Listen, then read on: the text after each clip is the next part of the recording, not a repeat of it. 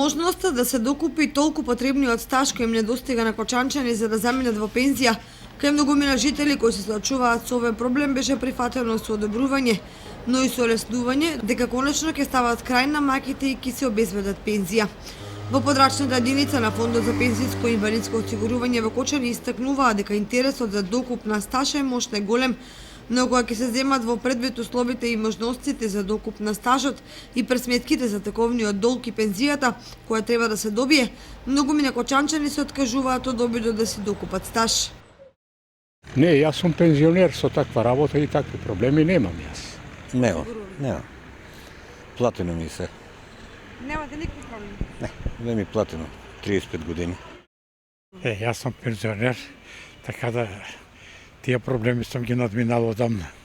У пензија сум јас сега. Имаше 3 години, ама нема кај да го бараш и така си остана. Усто 25 години, 22 години стаж. Мала пензија. Па има проблем, како нема проблем, 32 години стаж, 30 година, 5 месеци, 12 дена. Како да го решим проблема? До сега 16 кочанчани до Фондот за пензиско и инвалидско осигурување подрачна единица во Кочани поднале барање за докуп на стаж. Фондот им овозможува долго да го исплатат на 36 рати. Што се однесува до интересот за користење на бенско-климатска рекреација од страна на пензионерите, тоа е значително голем од година во година.